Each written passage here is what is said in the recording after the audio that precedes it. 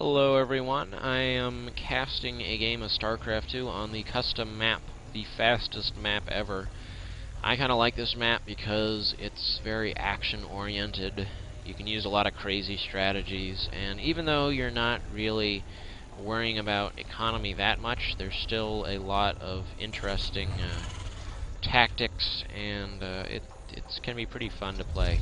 I am the Red Heron, of course, and I always start by building these two supply depots because there's a lot of cannon rushing on this map. It's a very powerful strategy, and if you can see the probe running by, then you should be able to kill the probe with SCVs, which is why I always do it. And then I just go straight into barracks.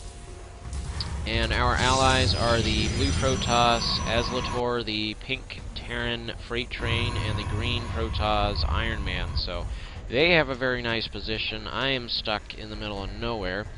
Now our opponents, they actually have a Zerg player, the teal Zerg Asus, and they have three Protoss players, Roha, Lokahi, and Totsmagoats. So it looks like Pink is trying to wall in here with gateways and pylons, but he's not exactly doing a good job at it.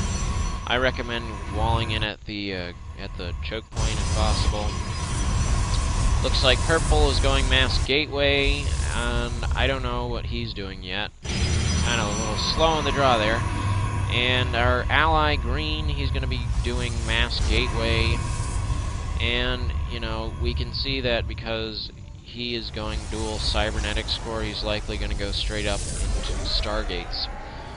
So let's see if he does it. No, I don't know yet. But as you can see here, I usually, if I'm trying to rush, I usually get 2 barracks, then I get 2 factories, and at the same time I get a tech lab and reactor.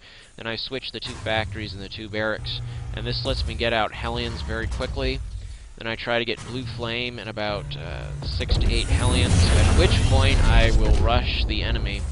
And if you look at Pink, he actually has a sort of semi-wall on. This is kind of interesting what he does, but he actually got twice as many, well, he didn't get twice as many, but he got 3 factories and 3 barracks.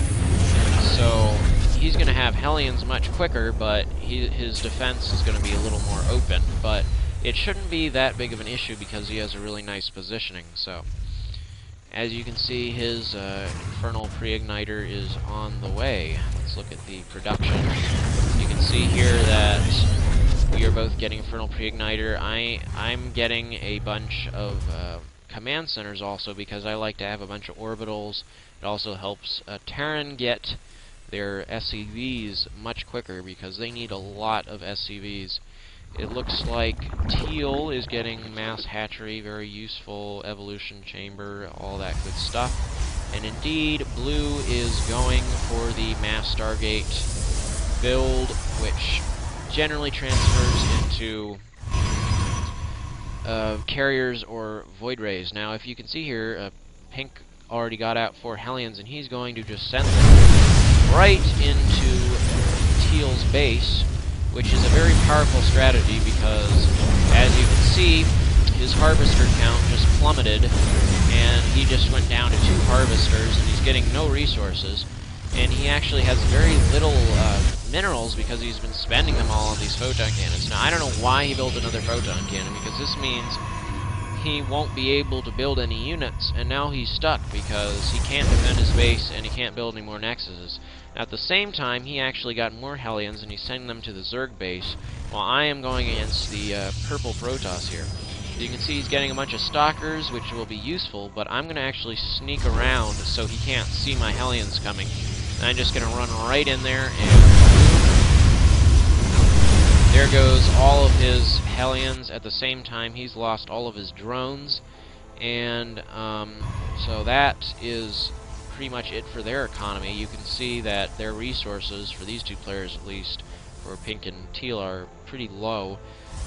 Problem against going against a Zerg player is that they can get drones up really fast, but in this case it didn't really matter that much. And as you can see here, Pink just goes right in there and kills the other pick, I guess, and while I'm going to be going against the Zerg, so,